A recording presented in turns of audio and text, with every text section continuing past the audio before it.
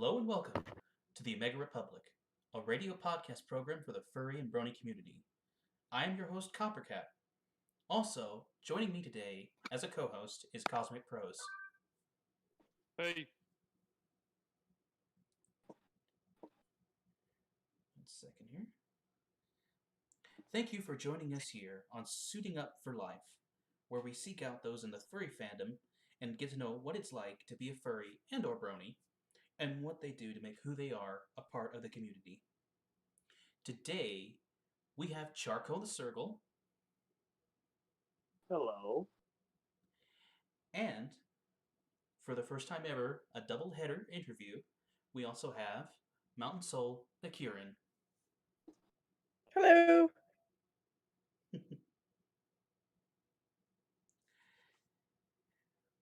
As of today, we will remember to donate to the charity Sit Stay Read, a fundamental program in Chicago which utilizes the purpose for dogs to help children to remain active in reading and writing. So please keep in mind for our furry friends, they help us in more ways than you'll ever know. Now, let's get a chance to know our friends with us today. To start off with, we will ask them respectively, how long have you been part of the fandom, and what brought you here? You want to start, Chow? Yeah. Out of all things and all that stuff, I wasn't active until around 2016, 2017 when I started talking to people because I guess you could say it nowadays and stuff, a closet fur or anything like that, just afraid of what people might react. But out of that, it's been one heck of a journey and stuff, and literally door busting and all that, as far as just being astonished of how, like,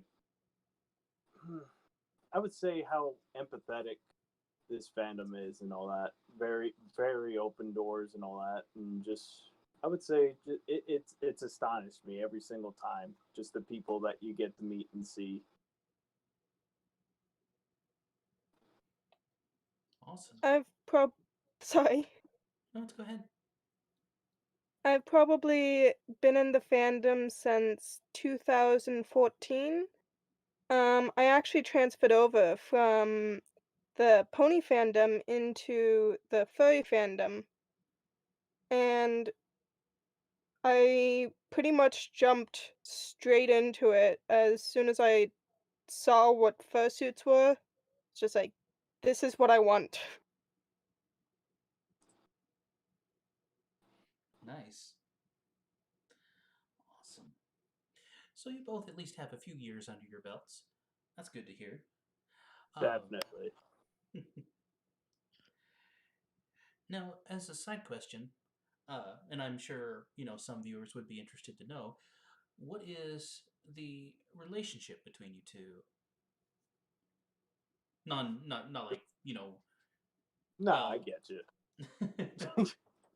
Relationship is a tough word and all that stuff, but relationships with like friends and all that kind of stuff. We met each other through a Central Oregon chat group and all that kind of stuff, and it was pretty cool. I didn't know there was that many people like locally around and all that stuff, but that chat kind of died with me and all that stuff. And the same with Mountain, is if that's safe to say. Is that right, Mountain?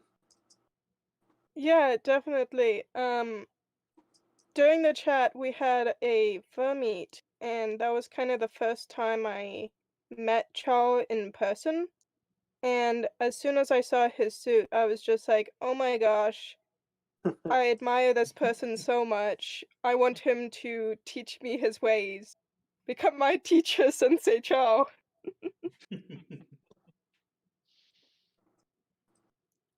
That's awesome. All right. Well, let's move on to the next question. Respectively, what do you do towards contributing to the fandom? What is your medium? Is it movies, music, art, etc.? And what style if you do that, what style do you prefer? Do you prefer more movies, more art, etc.? The one thing that I say that I contribute with the fandom and stuff is pretty much, I would say, what a lot of people, as far as I've gotten as feedback, is an influencer. And I could say I'm an influencer and stuff, but I'm not really like pushing it as much. I'm just doing the stuff that I know that makes me happy. I'm making silly videos and all that kind of stuff. I'll do artwork for my friends and all that kind of stuff, depending on what it is, whatnot. And the one thing that I never thought I would be able to do in years and all that kind of stuff, and it just slapped me in the face and said, hey, guess what? You can do this, is my suit making skills and all that stuff. And to be honest, I'm still learning as I am today and all that stuff. And I'm still eager to expand my skills and keep getting newer commissions and just going for it, making people smile and stuff, and making those characters and stuff that people love and cherish. I'm mostly a artist and fursuit maker, so I draw people's characters quite often, and I've gotten a few of my friends into the furry fandom, so I guess you'd consider that I've welcomed new furs in. Okay. So one of you is an influencer, you're influenced by others, and you prefer to, how shall I say, better your craft, while the other one is a more of a leader, leading new furries into the fandom and getting them more acquainted to, get them to a higher standard. That's pretty cool. I like that. It's kind of like a yin yang, somebody who's actually pushing what's already been made Yep. to better heights, and one who's getting new recruits for this kind of a well, for this fandom. I guess that's the best way to put it. I wouldn't say recruits and all that kind of stuff, but being being open about it and stuff, and seeing what people have to offer and stuff, and what interests and all that kind of stuff that they have when seeing and looking into the fandom. Yeah, I'm just using the first words that are coming to mouth. I'm a lot better But at yeah, writing. A I lot know better the at feeling. writing. Anyway. I suppose. I mean, I kind of want to build off that a little bit. And of course, I'm sure the viewers would be interested as well. Between the two of you, what is your favorite movie? Ah, God, that's tough. There's all sorts of movies and stuff that I would consider my favorite. Can I get a little bit more wiggle room as far as like what type of movie? Of Action course. adventure, first one. Action adventure. Well, if I would actually have to say action adventure, is I would say um, either old war movies and all that kind of stuff, or if I'm going for like a much softer touch and stuff, I would say like more sci-fi-ish, any kind of sci-fi movies. But the one a couple movies and stuff that's been on my mind that really, I'd say, interests me or has like inspired me and all that is there's just a broad spectrum, and I can't really like say which one would be my ultimate favorite or anything like that. I know, that's a really hard question. What's your favorite movie? Um, for genre, uh, probably anything animated. I've always loved animation, and I actually considered possibly going into animation, but I don't know. Just haven't really followed that path very much. But for all-time favorite movies would probably be the How to Train Your Dragons. So more or less CGI animation. Yeah, just nothing like live action. Mm, I totally Gotcha. agree with that. Can't stand these live action stuff. Dang you, Disney. Disney just needs to stop. Totally there. Lion King and all that fun stuff. Give it to me. Yeah. I gotcha.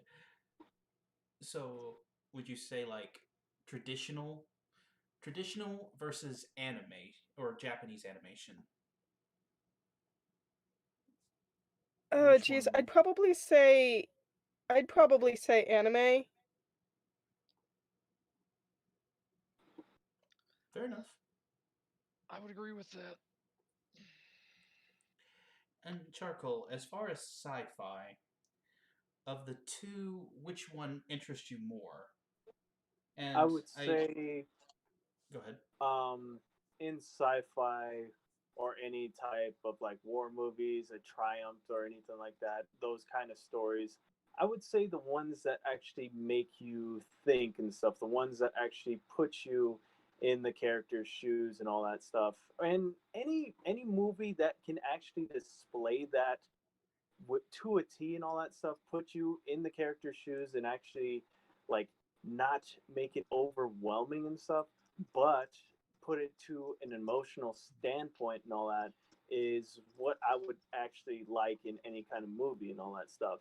Not to be too picky and all that stuff, but any kind of movie, especially like any kind of trippy movie, sometimes I'll like take a peek at like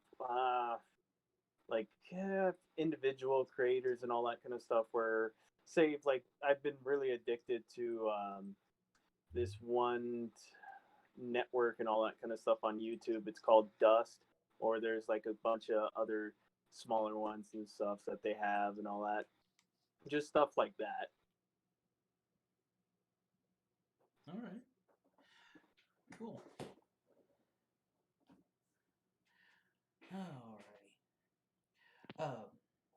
Well, this next question is well, kind of on the nose, but we'll go ahead and ask it anyways.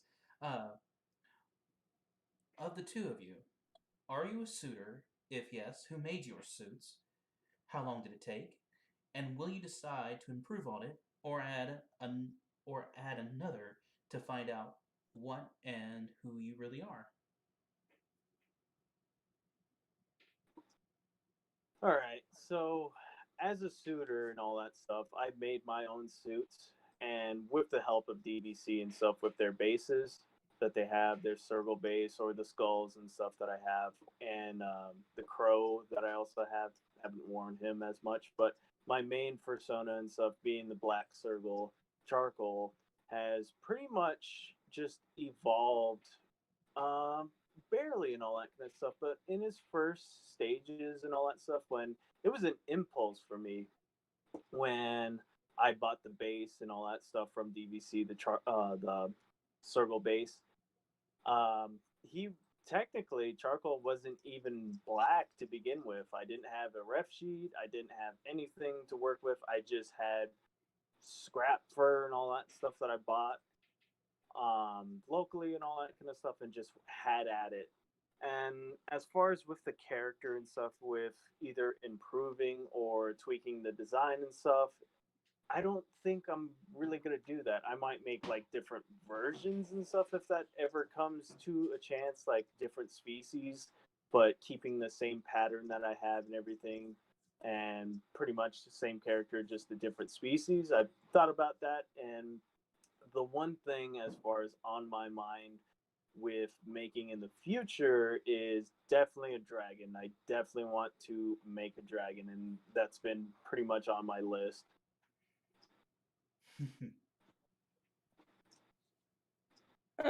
It depends for me, what suit you're talking about and how long it took, because I have two full body suits and overall 14 heads that I've made. All of them varied different times when making. I've made one that took a weekend, was probably my fastest for a head. And the longest one that I've done is a full body fursuit made completely out of brushed yarn that took 3 years. So it's a little difficult to pin down the time. Oh my goodness. Wow. Also, 14 skulls. Man, that's a lot of brains to get into. Yeah.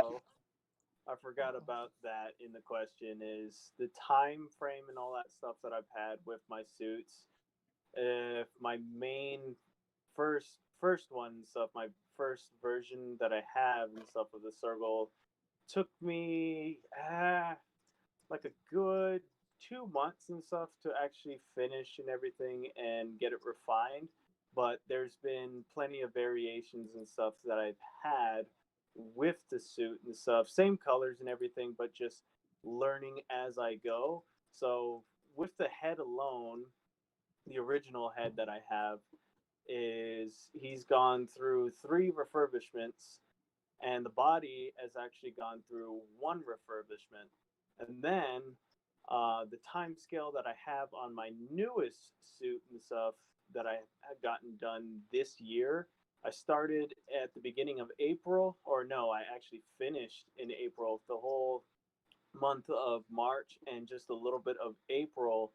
It took me just just a upwards of around a month and stuff for the newest suit that I have and stuff. A lot more toony ish and all that kind of stuff, and like I would say more heavy set and stuff. It's interesting. Oh. That's the life of a suitor. Happy I'm not one. Hey, don't bad. knock it until you try it. Hey, I don't have this kind of free time. Oh God, it takes a lot of time, and with And that, I don't have it.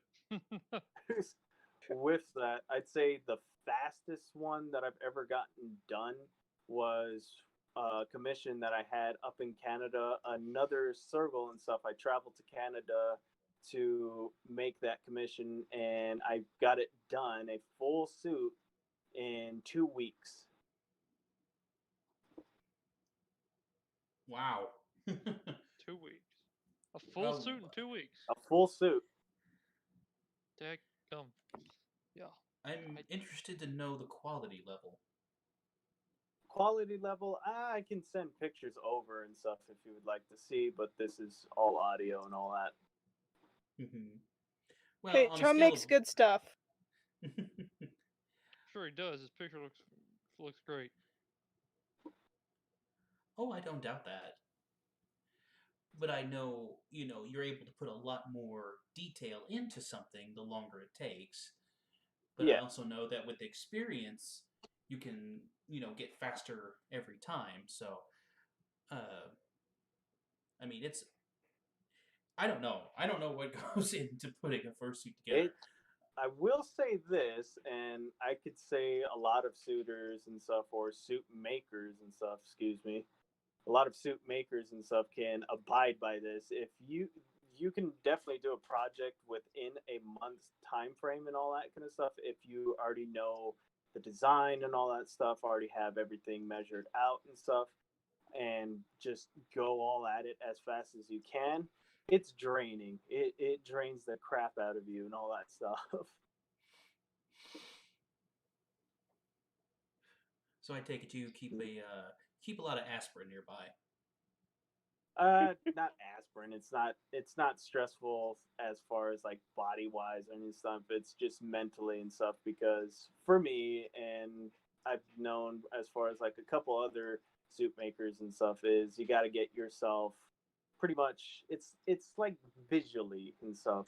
A lot of the stuff as far as ideas and suits is I pretty much internal like vision as far as what it is, and then I'll draw it down.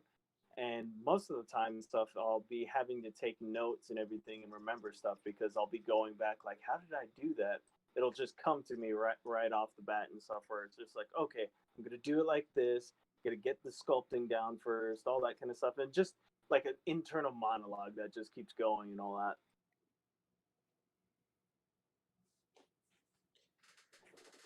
So, okay.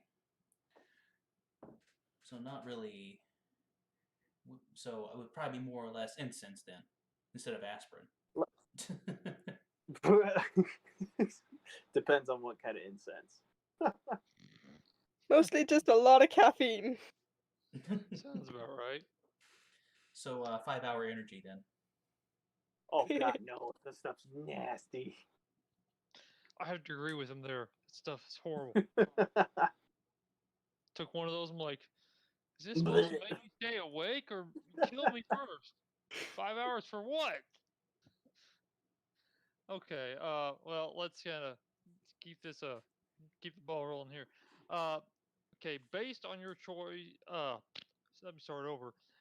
Based on your choice of your Sona, do you feel it represents your personality, or do you want it to be more like, or do you want to be more like it emotionally? And is there anything you feel like sharing from possibly, I don't want to get too deep into it, but your real life that also incorporated into your Sona? You want to start, Mountain? Oh, geez, where do I start? There's so much that's gone into Mountain herself. Yes, Mountain definitely represents me. She basically represents, well, just everything about me, but a lot of my wisdom and caring personality. Uh, she's changed a lot though as I've changed as a person. So she's grown alongside me. Um, yeah. For my See, persona and stuff regarding the Sergal and all that is it started as an impulse for me. I connected with those types of species and characters and all that because of their whimsicalness or just plain out spaz and all that stuff. And during my life and all that, I've always been pretty much like self kept and really didn't like, I would say, like go with others. But with this persona and stuff and how I connected it and evolved it is with the colors that I've always been wearing black and all that kind of stuff. Don't matter like what year or what time of day and all that stuff. I'm always having black. And with that, with the character and with the persona and stuff, it just everything just clicked and stuff. I really didn't have a plan as far as like coming up with the persona, like, oh, he's this or that and stuff. Is he's essentially, as I could say, is just me. And I've had this going from convention and meeting up with friends or new people and all that stuff. Is like, damn, when you get out of suit, you're literally the same person. I was just like, I told you, it's me. If I have to explain it, like simple.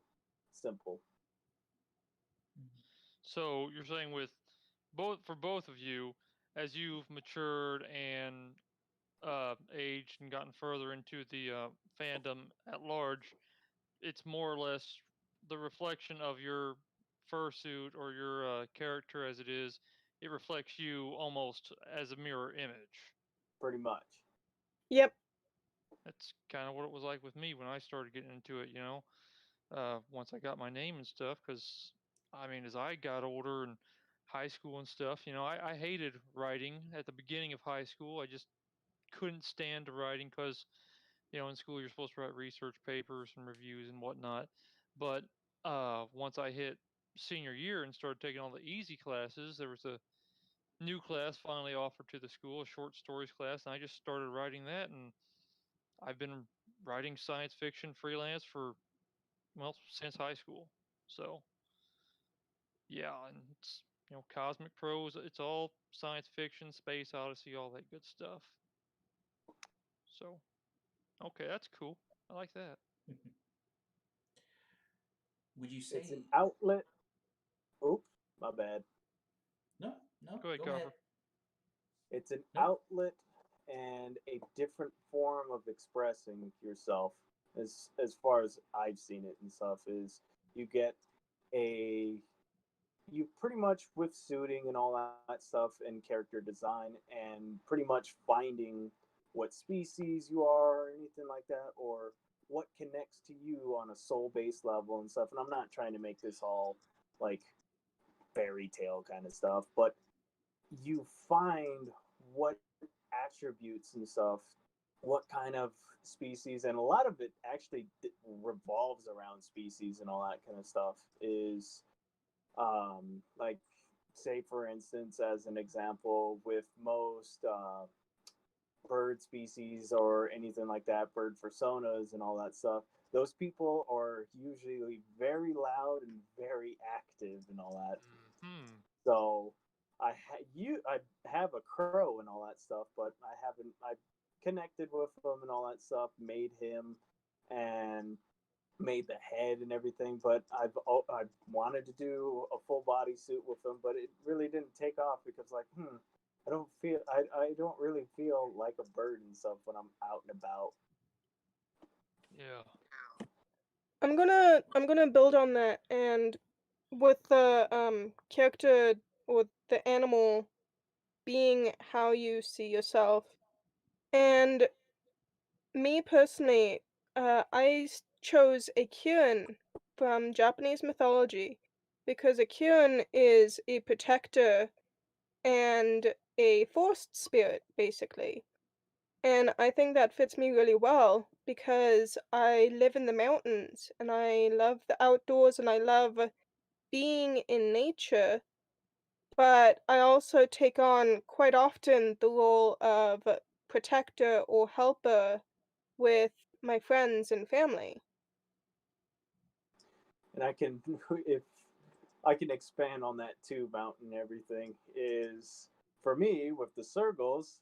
I feel like an alien sometimes around people and everything. Where like, okay, it'll be daunting or scary a little bit. Like, okay, you got this weird looking thing over here and stuff. Doesn't look natural and all that. And that's how I feel out and about and stuff in the public or anything like that. I can definitely blend in and get along and everything, but at the same time, it's kind of hard.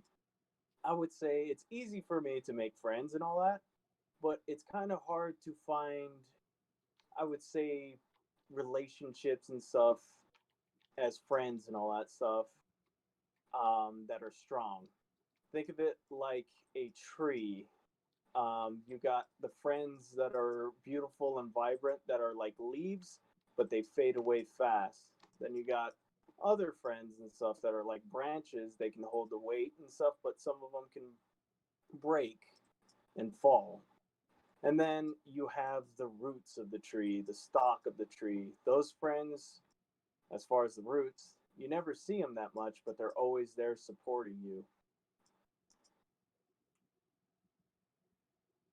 Right. Right on. I agree with that. I have to. Yeah. Have to agree. Being what you are, walking amongst society, do you feel less or more alone than before you became what you are? Has it opened up more opportunities towards making friends?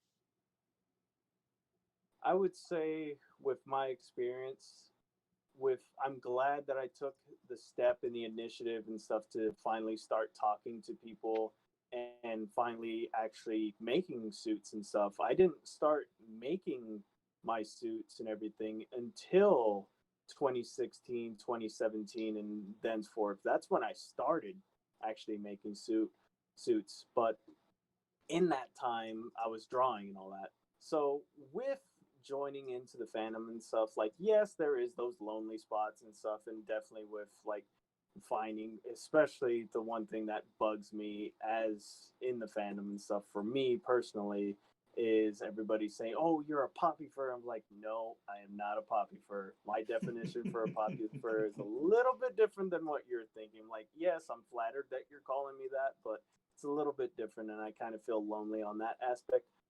But as far as opportunities in this fandom and stuff, especially if you're willing to put in the work and find the stuff that you want to do, oh god, there is open borders and all that kind of stuff that you can go through. Heck, I had tons of opportunities to go and stuff.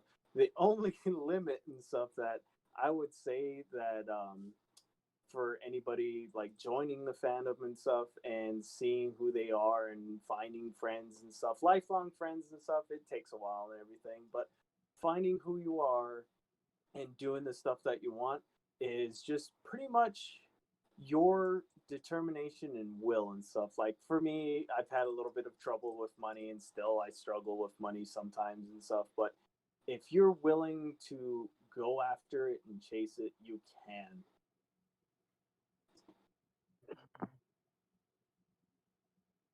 For me, it's both yes and no.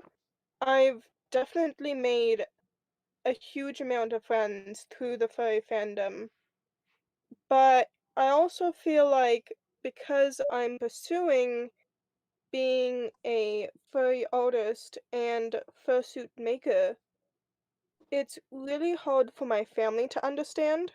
And so I feel like there's been a small divide because of that, because they just don't understand. And so it's made it harder for me with my family, I feel. But in general, I've made a ton more friends. And obviously I've run into Charcoal, Hello. but I've also met my boyfriend through the furry fandom as well. And we never would have met otherwise. Yeah, I agree. Those divides ripple across through everybody. I've got that same divide with my family. My dad doesn't really see why I'm into, you know, the ponies or anything. But on the opposite side, me and Copper have gotten more in tune with it and all that, and me and my brother and his girlfriend, we're our own kind of a group of folks, but usually our family doesn't really see it the same as we do, which I it's kind of what you said. We've got the same divides in our on our side. I think it goes through with everybody who's part of the fandom. The Speaking on, unfortunate. Oh, oh, go for it. well, the problem is the most unfortunate thing is the stereotype that the furry fandom is labeled with, Mhm. Yeah. and I don't even have to explain it. Well, no, Nah, we're all furries, dude. You're you talking about don't. furries. We all know about it. We've all been there at least once. That's actually kind of funny because that ties into how I actually got into the furry fandom to begin with. Um, like I said, when I first started, I started as a brony, and I heard mention through the grapevine on the interwebs of something called a furry. So I didn't know anything about it, so I asked my sister once, and she had heard really bad things about the furry fandom. But to be honest, that mostly just piqued my curiosity for me to do my own research, and then that's when I got really into it.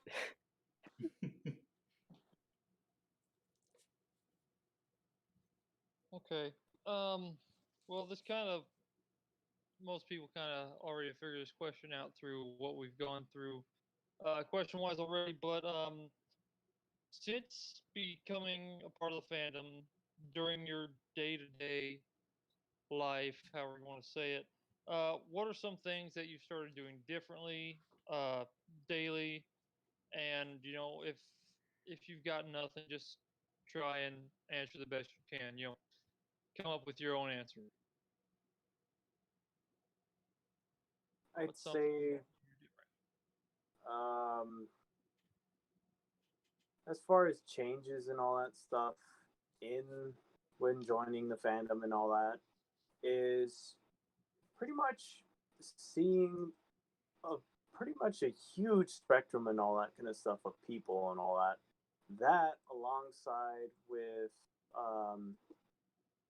just a little bit hard to say and all that kind of stuff is just being more, I would say, just in other people's shoes and stuff as far as what I would see it, because what I see in the fandom and all that stuff and what I've taken from it and everything and applied to my life is people need that disconnect and stuff in their lives and stuff just so they can refuel and all that and take on the day and all that, the next day and all that, and just keep pressing forward. It's something to look forward to, a goal and all that stuff.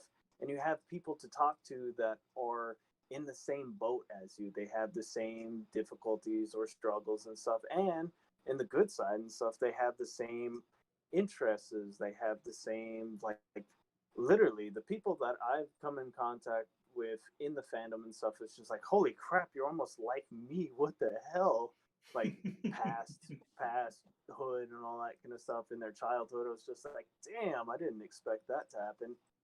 And as far as the people that I've encountered and stuff, all I can say is it's a huge disconnect and a relief for them, a way to express themselves and just relax and stuff and be who they are.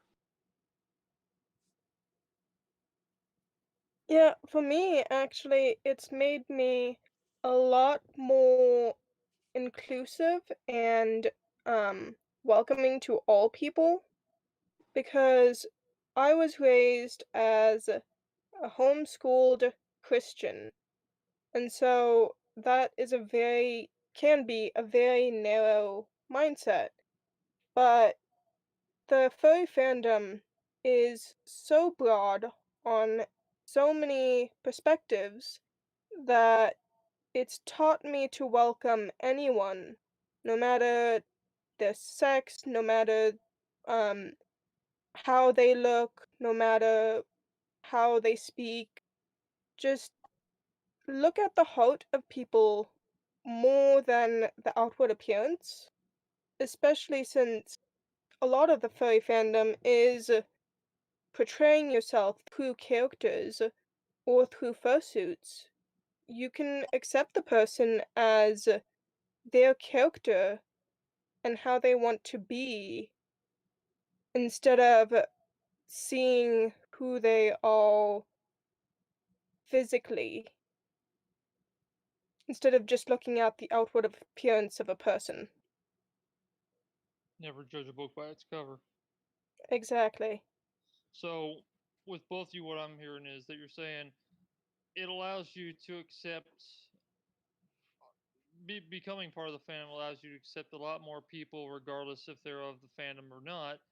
It allows you to accept more people the way they are, and it also gives you, uh, through these people and for you yourself, it gives you relief from being under this banner of a fursona or any kind of sona at all. It just gives you relief and shows you that you're not the only person, and that other people like you have a way to relieve stress and anxiety and the weight of the world that is on them, just like it is on you. But it's just a way to more or less come together and just be yourself, and there's no boundaries, no rules, and nobody's going to look at you different.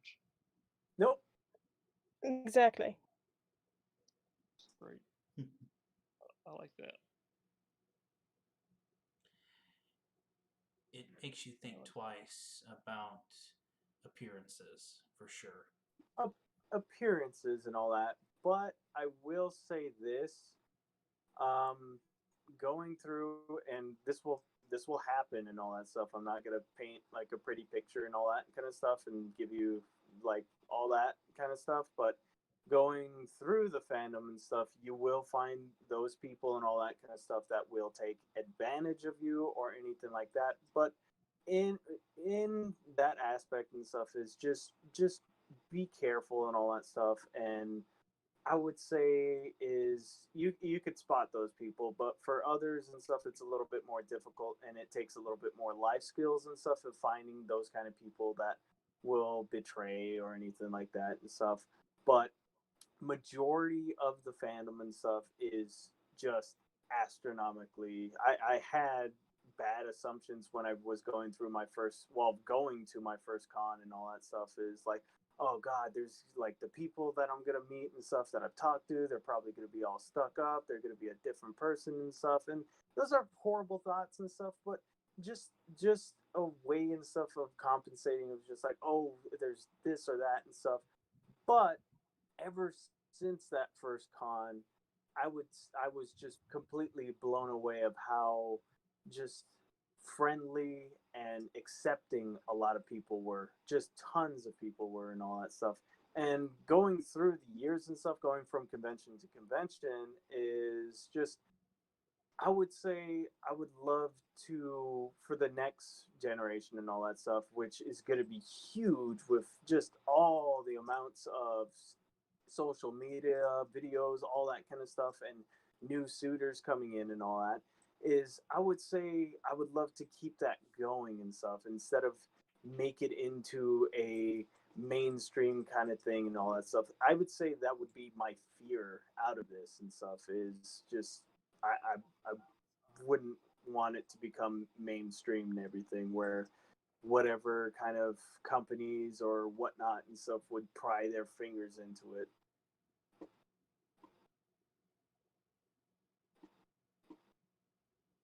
Gotcha. Yeah, the uniqueness comes from the individuality, but big businesses like to really squish things down. Dang it, Disney.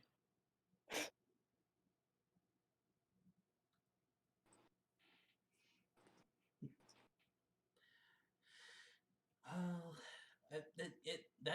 that almost covered our next question, or well, I should say our next to last question. You're welcome. if uh, if you just if you know if you came across someone who was just brand new to the fandom, didn't know anything about it, just kind of heard it through the grapevine, and they don't really know where to start, where to go, and just kind of say, hey, what's this all about? Is there anything in particular you would say to them? I would say the biggest thing when coming into the fandom and stuff and seeing new people doing all that kind of stuff and essentially finding who you are, the biggest aspect and all that is don't be afraid. Don't be afraid and stuff. And it's just fear and stuff as far as what I've seen with young furs or anything like that or anybody starting out or seeing what it's about and stuff is the fear or the assumptions and all that kind of stuff that kind of get in the way and get cloudy and stuff because quite honestly that's what I had coming to my first con that was in Reno, Nevada. It was just like, oh man, this is gonna be like, oh geez, I don't know what to expect, these people blah blah blah. Is I would say don't be fearful and don't be afraid to step your foot down if you find those kind of people like, oh, there's this, there's that and stuff. And it's a journey, is I would say. It's a journey and an experience and stuff in itself. And out of it that you can gain and all that stuff is just insane amounts of friends. And out of those friends and stuff, you'll find some lifelong friends. Beautifully spoken. I've actually, I've done this a few times actually. Like I said, I've introduced my friends to the furry fandom, and so basically, what I do is I've also met other furs online who have just started, but basically, I just say, "Hey, I'm here. If you ever need to ask any questions, I'm always willing to help." And so through that, I usually try to help people set up and basically start on their journey, where I'll help them put together persona. I'll help them meet new friends or find connections where they can start to grow into the fandom even more by finding group chats or Amino was a big thing for a while, so I introduced them on Amino if I could. Um, or just simple things where you just encourage them to go out and get what's really rampant right now. Some of the dino masks. And I encourage those small makers, I encourage small artists who are just starting. I always am there to encourage and help. That stuff right there is a stepping stone. A lot of people laugh at it and everything, but I remember those days where I was just like, I remember back when I was still in high school and everything. I can't remember what year it is, but I actually attempted trying to make a mask and stuff out of cardboard and stuff, and it was a mess and stuff. But during that time, it was in my mind. I was like, "Oh my god, this is amazing!" I just and just that excitement and stuff that you see when young furs and stuff or anybody joining and stuff when they get like a dino mask or anything like that. I find that just I find it extremely heartwarming. And well, as far as your cardboard mask situation, I would say that even something as simple as a 2D piece of cardboard can be made into something, you know, very I wanted to say beautiful, but I don't think that's the right word. But I do recall a moment at MFF this previous year, 2019. Since 2020 is not happening, unfortunately, but 2019. For anyone who watches BoJack, there was this person there who had BoJack Horseman's daughter's head cut completely out of cardboard, and it looked just like the animation. I cannot remember her name. Um, shoot. But anyways, I mean, it was just a piece of cardboard is all it was, and they just had a strap around the back of it, and it was just on their face. They had a small little area cut out for their eyes, but it like made them look 7 foot tall, and it was so awesome. And I mean, I did have a chance to talk with them briefly, and they were very nice about it, and they said they couldn't really afford anything, so they just put it together themselves at the last minute. And I don't know if anyone had the chance. I don't know if you saw it, Charcoal, because I think you were there. No, I didn't see it and stuff. So that's the one thing that I kind of complain with MFF is like it's so big. You're just like crap. I have to choose what I have to do. Mm-hmm. But alongside with that, if there's any kind of like will and all that stuff, that craftsmanship and desire and stuff will follow through. And you can see with any of that kind of stuff. I've seen myself a couple cardboard stuff where it's just like, what? That's cardboard?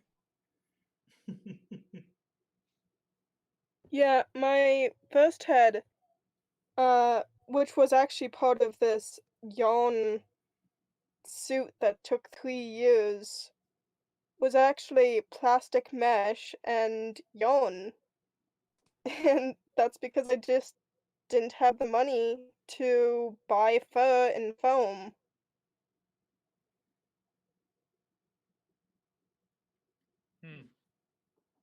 Yeah. This seems to be a problem with.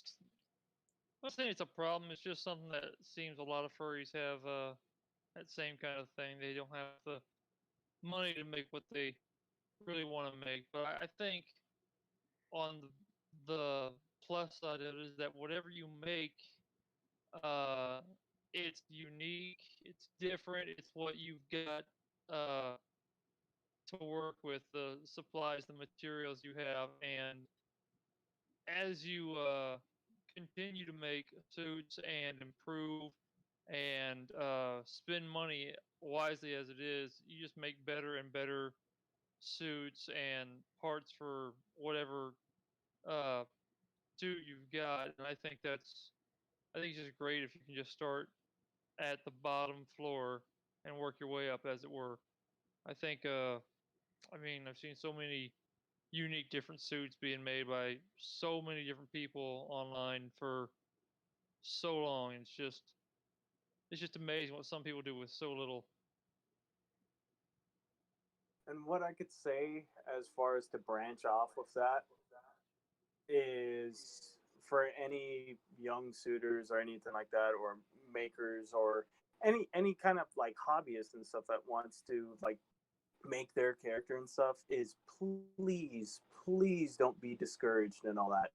Don't be discouraged and stuff of like, oh, I can't make this. It's I'll never get to that, because to be honest, I was at that point. I was at that point, and still, I'll have like a couple little thoughts and stuff like, oh, I can't do that and stuff. It's like, what are you saying that you can do that?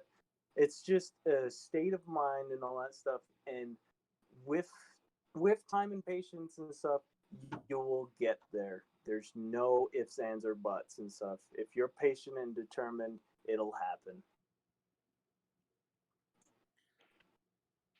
Oh, so you don't need you. So a person just doesn't need, 3,000, 4,000, or even $5,000 to get this fancy made suit. It can be No, something no, as no. simple. I mean, Go ahead. they. I mean, if they're determined and stuff to do that kind of stuff, seriously, I've seen a couple stuff where it's just like, whoa.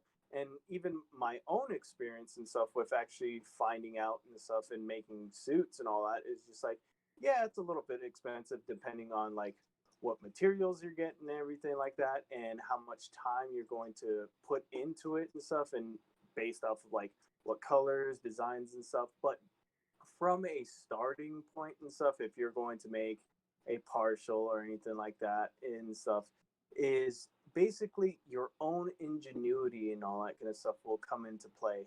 That, and don't be afraid to ask for help, because there's tons of people out there that will be lovingly to help you out with your fursuit, anything like that. I mean, you just got to be courageous. That's it.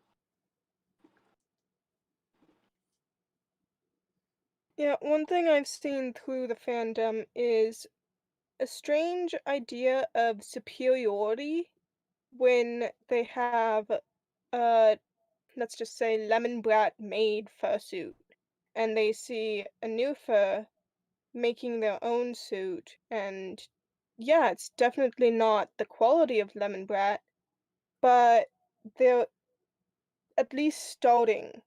And so sometimes that idea of what the furry fandom is completely made off of, which is creativity, is lost because of an idea of superiority. And basically, I think what Char and I are trying to say is no matter what, you had to start somewhere.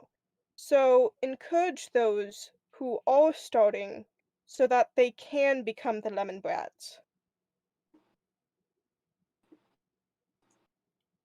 Jump in with both feet, huh? Yeah, just be proud of what you do when you do it, and just know that there is no such thing as being a perfect artist.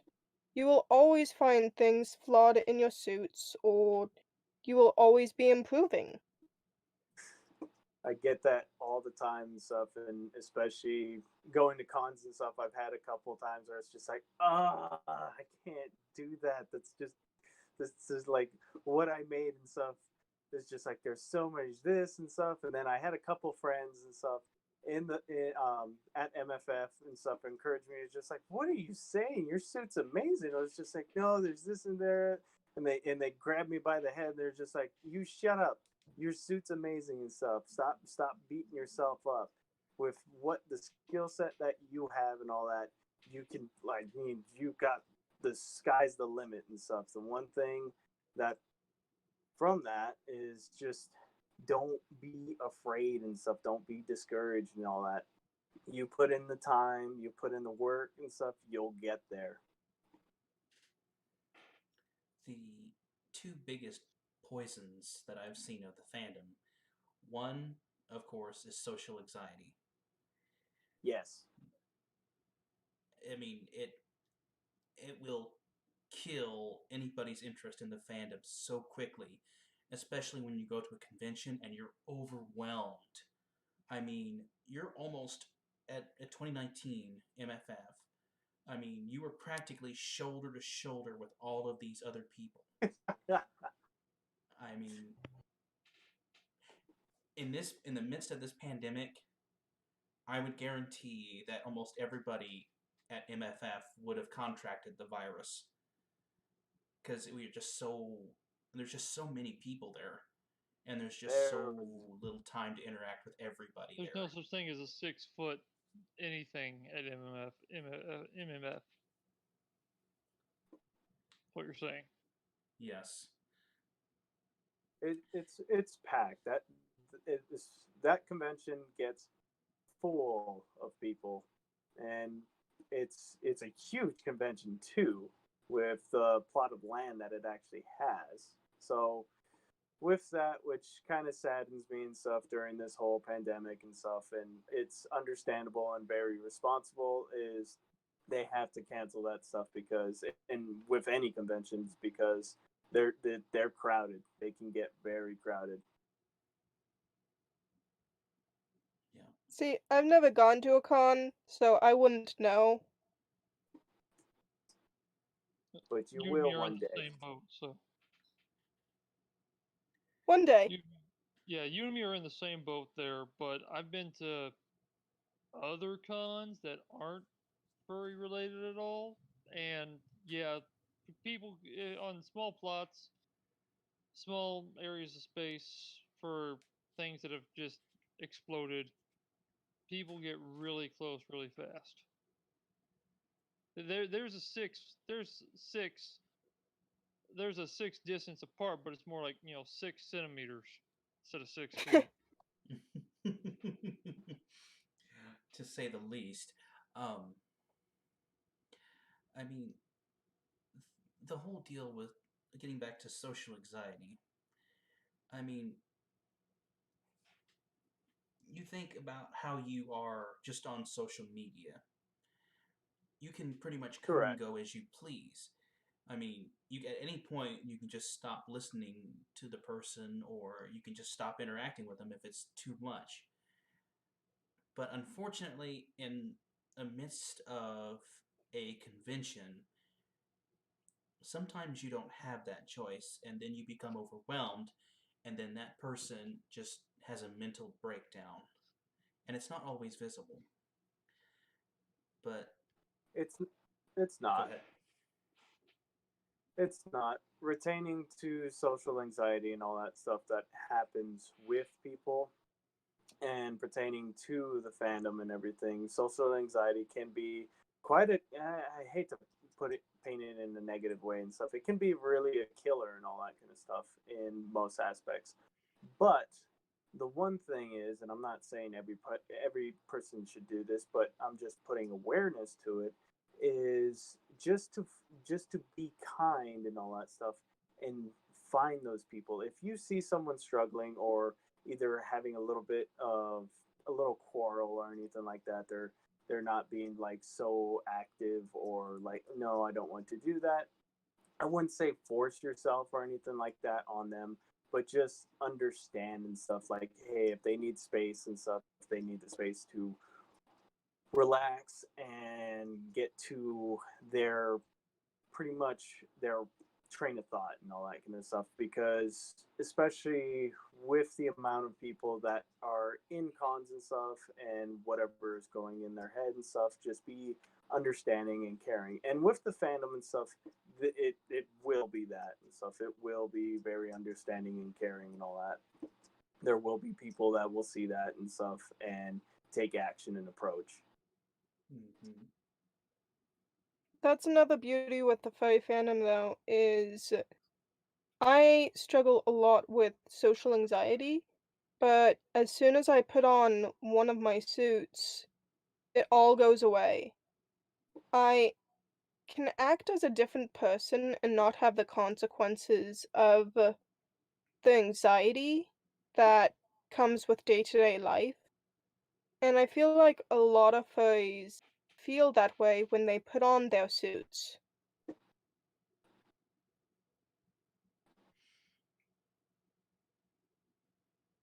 Agreed. I mean, I wouldn't know. I don't have a suit myself, but I can understand. It's it's almost a security blanket. Yes. Well, it's basically the same idea as the internet where you can say what you want to say because you're not facing someone face to face. You're putting on a mask. And with that mask comes a character, and many people create their personas to be more outgoing than they are, so that when they do put on their suits, they can become more outgoing and overcome their anxiety themselves. Would you say that you're able to overcome anxiety more by being a silent suitor or a talkative suitor? It's more so a point of preference and all that stuff. Like, you don't have to be silent, you don't have to do talk or speak and all that.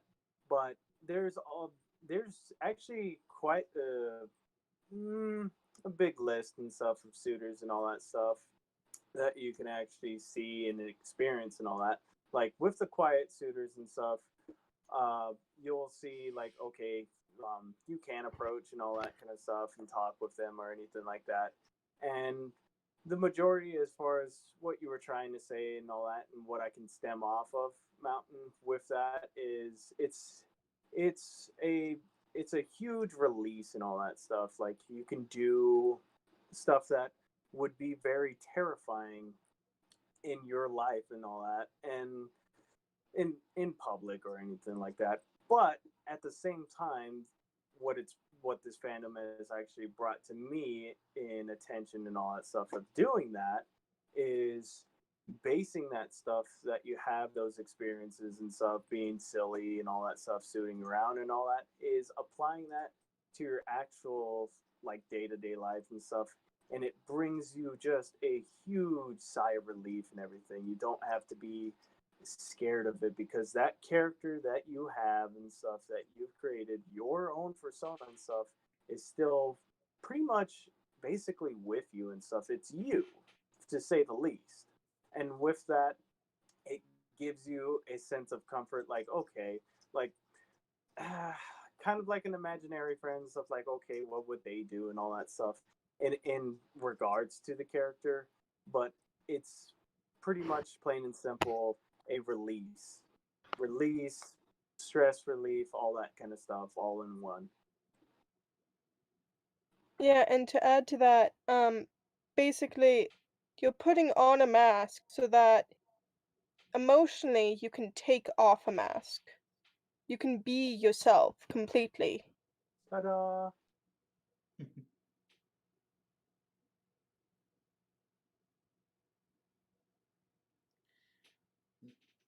What I had mentioned before, as far as the two poisons that I have noticed that can be produced at a convention.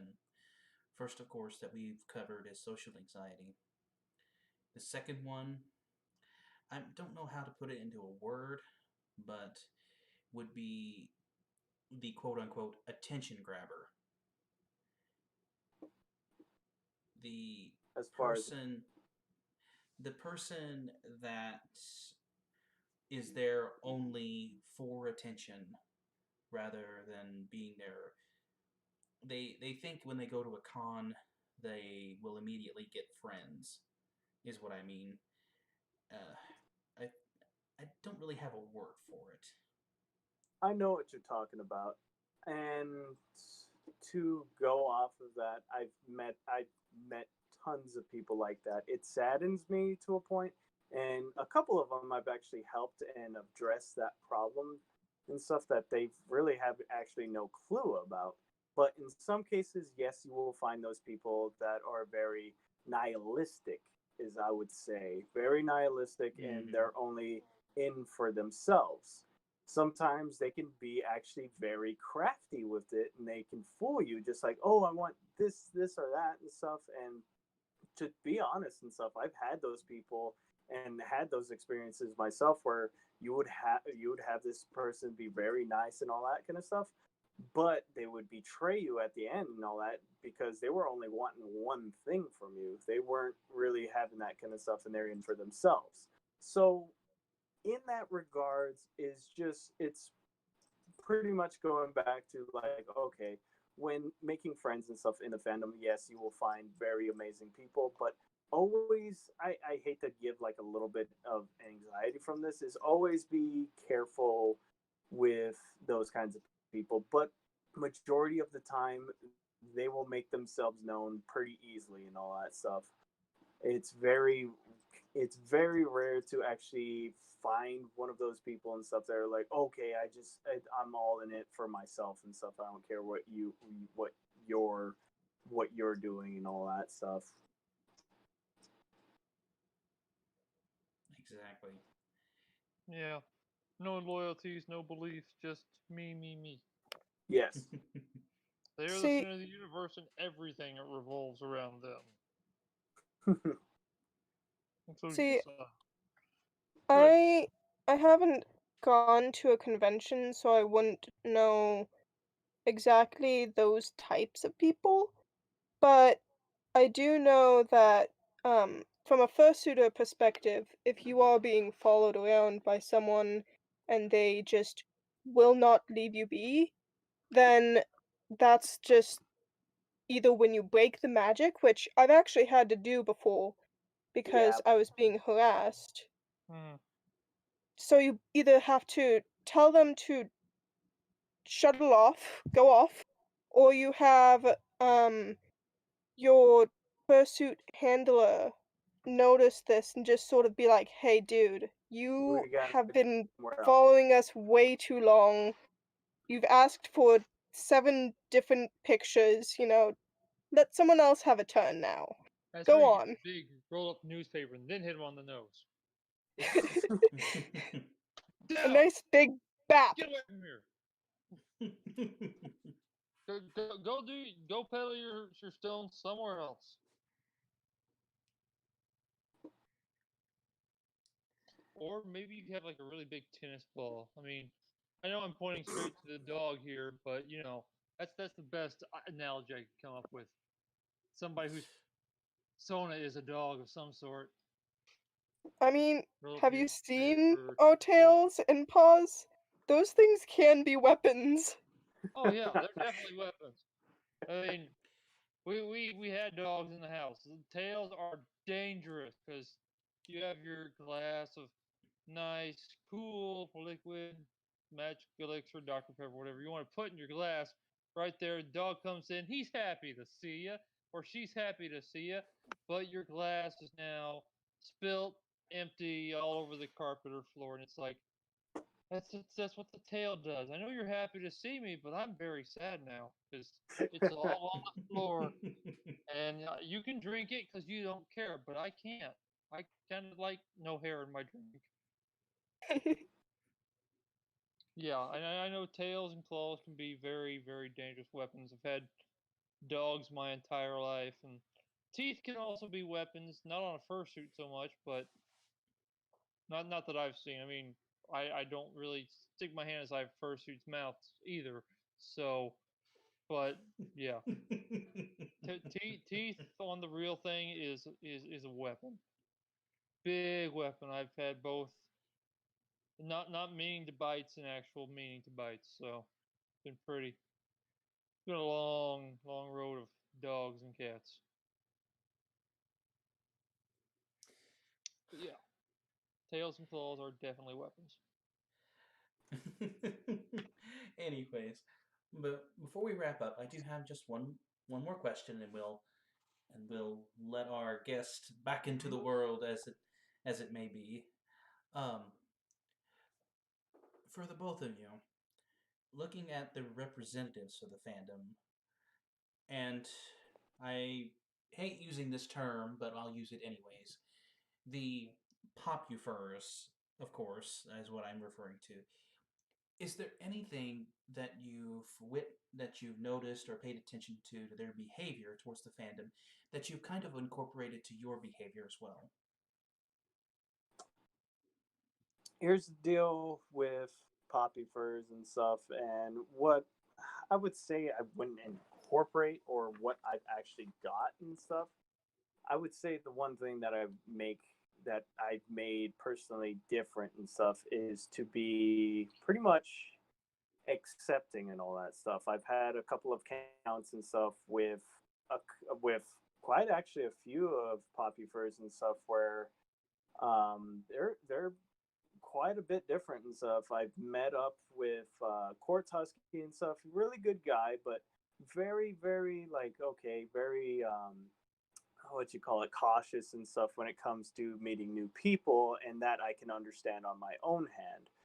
But the one thing that I would say, as far as advice and everything for anybody looking at poppy furs or anything like that, is to remember that they're people too. Don't make them idols. Do not make them idols, or else you're in for a quite a big wake up call and stuff. Is Absolutely. pretty much they're people as well and stuff. They make mistakes. There's all that kind of stuff. Like yes, they can make amazing content and all that kind of stuff and all that, but you have to remember that, and it goes with any suitors and all that kind of stuff. Of any new suitors, any makers, and all that stuff is they are people as well. They're not this magnificent kind of stuff and all that. Uh, Personally, I haven't met any popufos, so I wouldn't know exactly. But I see them instead of just like you would an idol that you'd see from like movies or whatever, but I see them more as teachers. And either I watch them because I want to learn something like fursuit building, some more tips and tricks, or I watch them because I want to learn how to act and bring to life my suits like they do. When I first started fursuiting, I was enthralled by Telephone because she could make her suit so alive and so curious that I mimicked that when I first started to suit. And the more I saw Popufurs and the more I saw how people brought to life their suits, the more I incorporated little bits of that into myself. Like Sparky Can Do, she is willing to do anything in her fursuit, which is go on runs through some marathon or to take a swim in a river. And I love how open and willing she is in suit, where some people would prefer to just keep their suits clean. And I really would want to mimic that as well. So instead of seeing them as these big, giant, amazing people you just can never touch, just think of them as teachers. One thing that I would say, Mountain, is that's what I see in you and stuff in the future is another Sparky can do. That's what I see with your suit making skills and stuff to be pretty much blunt and honest and stuff. That's what I see. And stemming off of that and everything is a lot of people, the reason why a lot of people and stuff like poppy furs and all that stuff love that kind of stuff is because they're getting into character, they're doing that kind of stuff, they're making it an experience and all that kind of stuff that you can remember, cherish, and like literally it's amazing. And with that, you're not going to be like, okay, it's just a person in a suit and stuff. You're bringing life to the character. Sure, the suit is a piece of fabric and all that kind of stuff, And that's one thing. It can be beautiful. It can have so many colors. And look at me, for instance, and I'm not trying to be like very this or that and stuff. Is I have a very black character and all that kind of stuff. Just grays, no vibrant colors and all that kind of stuff. And I bring life to that character. It's me and all that. That's what I love to do and just see and stuff. You're not just a walking. You're not giving the impression of just like, oh, that's just a person walking in a suit. And It's that's definitely what sets Popufurs out from the crowd is because of how much life they give into their characters. And I think that's also something that separate basically fursuiters from mascots is we do have a life instead of just this thing that someone is in. We have worked really hard to build the character or to learn how to bring to life this one character. And that takes a lot of time and effort to do. Mhm. I agree. It's kind of what I've said time and time again. We're all human. We all make the same mistakes, and we all learn from said mistakes. Just because you're a furry doesn't make you any different than Yep. anybody else. You know, we're You all the don't get. same. We all bleed You're, the same colored blood out. You know, we're not any better than the person next to us. You know, whether it's our first con, we've got nothing but a skull, or we've been to 100 cons and our fursuit is top of the line quality. Doesn't matter where you're at. Doesn't matter if you even got a suit or not. If it's your first con, if it's your 100th con, doesn't matter. You're the same as the next person next to you. You all share the same common quality that you are part of the fandom. That's ta-da! that's all that really matters at that point. That you're all there for at that convention for the same reasons. Hopefully, there are a few of those holdouts that aren't there for the same reason that you are, but hopefully you're with the people that are there for the exact same reason you are. yep. Go ahead, Charcoal. uh, that pretty much sums it up and everything.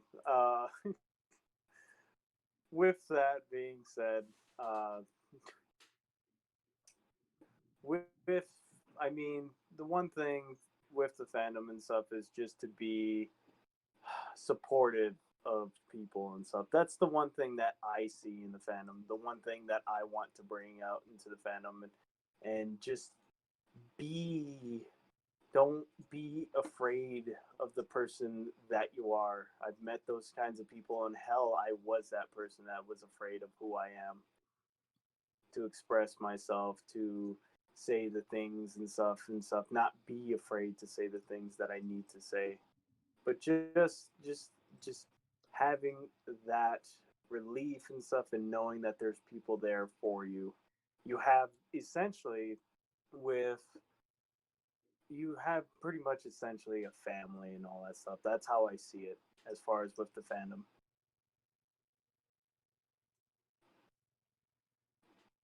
Yeah, I do too. I definitely see the fandom as a second family, if not my family, because they all supportive and they all welcoming. And I think because the fandom is built so much on being welcoming and accepting, that it also attracts, that's why it attracts so many of the LGBTQ.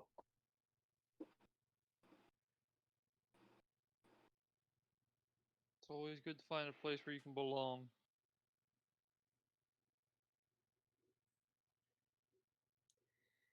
Well, there again, I mean, with LGBTQ, it's not just them, but everybody. I mean, the fandom Everybody. the fandom is not limited by ideals. No, no, no, no. Not at all. I mean, you have cons all across the world that all just fly under the furry fandom. It doesn't matter what race or where you come from or what your creature is. We're all under the human race. I mean, religion, forget about it. I mean, going to Midwest Fur Fest as an example, it's crazy to think that there are actually Christians, Muslims, Hindus. I mean, my first trip to a furry convention, I had not expected that at all. I was not expecting there to actually be a Christian based furry fandom service on Sunday, and that just blew me out of the water. So, I mean, if you are worried about this fandom based on your religion, throw that out Don't the window. don't be afraid and stuff. We're not judging people and all that.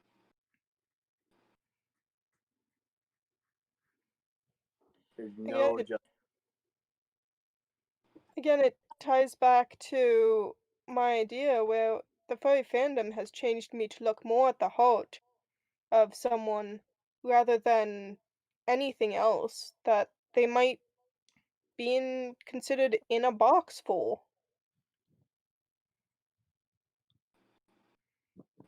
If you can be respectful, you will be accepted.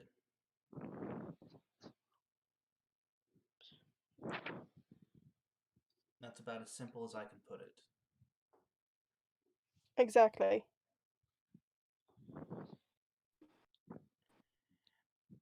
Am I saying the fandom is pure? Absolutely not. No, Every no, no. everything has its flaws, and there will always be those people that will make you, say, I the, mean, the. Go ahead. what fandom doesn't, though? Absolutely. Like, what It's fandom doesn't? There's all kinds of fandoms that you will find that nether region where you're just like, oh no, or any kind of, whether it be cringeworthy, anything like that. It's That's all part of it, and that's pretty much it's it's part of being human and all that kind of stuff. You will find those spots where it's just like, oh man, that wasn't yeah. cool. I'd agree. It's in everything that's popular whatsoever. There's always going to be something that is like, oh no, they ruined it. Now I don't know if it's like every time I see something like that, I'm like, I have lost a little more faith in humanity. I'm ready to leave this planet now. I'm just ready to go to I, I'd rather just live in the fantasy world. The problem is, I found that reality is a lot safer. There's less wizards and stuff. So, you know, it's truth. It's truthful there. I'd love to live in the fantasy world, but less wizards in reality, and it's the only place to get a decent meal. So, you know, um, it's still the only place to get a decent meal. But simply, reality is a lot less. Well, actually, that's not the correct way to say it. Reality is a lot more dangerous, but it's got a lot more ways to fix that danger. As as fantasy doesn't really have that. So I lose every time I see something like that. I lose a little faith in humanity, but I just say it's going to get better. There's something that is going to, rectify this problem, hopefully. And if it doesn't get rectified, then usually that whatever that fandom is usually dies off. For the greater good. Yeah, absolutely. I won't even get to a fandom Like, that's like that. So, but there's a fandom where it got just worse, and it's really sad because both me and Copper were into it when we were much younger, and it's just gotten worse since since those days. It's really sad that it got as bad as it is now, but Mm-hmm. you know, whatever. Well, it'll be a surprise to both of you and all that kind of stuff. Is I still have my artwork and all that kind of stuff, and Mountain can attest to this that I have pony drawings and pony personas and all that that I showed. Oh. And she was and she was just like, "What?" I was like, "Yep." There was that. Yeah. Hey, I mean, we're here all the time. Be happy to share it. We'll be happy to comment on how bad you suck. I'm just joking. We'll be happy to comment on whatever it is. We may say nice. We may not say anything at all. Just know that we're always going to be checking. We check out everything. We post videos and artwork and gaming information. We just this whole server here is just a bunch of odds and ends and everything that that we can possibly think of. And you guys are more than welcome to input whatever you want, If as I may long as it's interject, Cosmic, hold on one second, Cosmic. Go I'm ahead. still trying to wrap my mind around. I knew Mountain was into the fandom a little bit, but you, Charcoal, where have you been hiding that secret at, huh? Quite a while. It's been close to the Uh-huh. past 12 years. Huh. So Bit, did you bit. did you come out of the closet or did you go back into it? He Uh. couldn't find the door. The lights were off. Uh, for me and all that kind of stuff is really with it and stuff. I saw that it was like really decaying. I was like, well, I saw like what you guys were saying. So if I saw that it was pretty much decaying, and I was just like, oh man, that's a shame. I had a couple talks with some people and all that kind of stuff, and with it, like, yeah, I like the concepts and all that kind of stuff with it, but at the same time, it's just like, wow, turn to this really took a turn to the south. I was like, crap. Took a But nap. for the time being, I did enjoy it and all that kind of stuff. But at the same time, with what's happened and everything, I was like, damn, that is a shame. Hmm. Then he took a Agreed. nap and then woke up. It's like, oh, this is not as nearly as bad as I thought it was going to be. Hey, that's kind of what happened with me. I mean, I was really into the MLP community, and then I found the furry fandom, so I took a break from the MLP community. And then I tried to come back, and I'm like, oh, what happened? Yeah, that happened. I just hope with Gen 5 it's going to be a lot better. Uh, I Hey, mean, Well, the voice actors I, are kind of there with this current series they're doing, but I don't like I'm the not. current series they're doing. I'm just waiting for Gen 5. I've totally cut myself off from that. I'm waiting right now for season 9 to come out on DVD so I can get it and just sit down one weekend and just or one week I should say just watch all 200 whatever episodes or however many there are. I don't really remember anymore. I don't think it's even 200 to be perfectly honest. So none of you have indulged in the series Pony Life, I assume.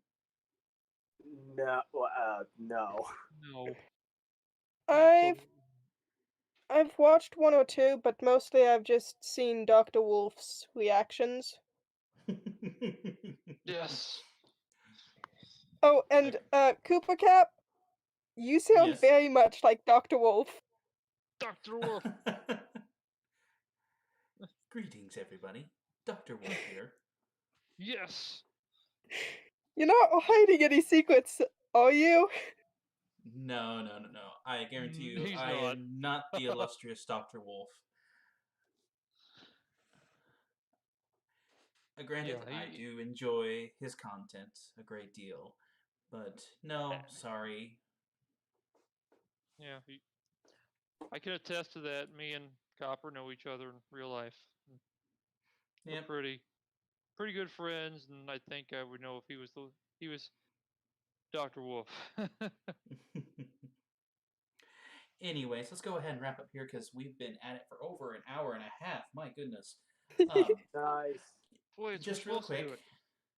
just before we wrap up, if you could just tell the audience where they can, just follow your content or anything that you share on social media, if where they would look. The only two social media outlets that I got is either Twitter or TikTok and stuff. Is TikTok is 1174 Raid Wolfer, and Twitter is Charcoal the Sergal. Those are my two feeds. I'm on Twitter, Instagram, Amino, TikTok, and I have a website. So I could send you all the links for that you can put in a little later. Okay. Just real quick, what is your TikTok? My TikTok is at Midmountain Studios. Okay.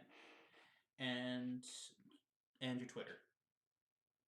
And my Twitter is at Midmountain Sol. All right. Well, any closing comments?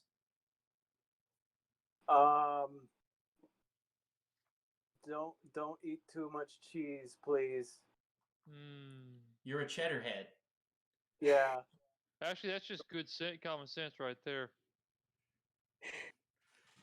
Thanks everybody for listening. Thank you. Well, that was Charcoal the Circle and Midmountain Sol Kirin, also with Cosmic Pros as my co-host. We thank them and we thank you for joining us here on the Omega Republic. Hope to see you again really soon.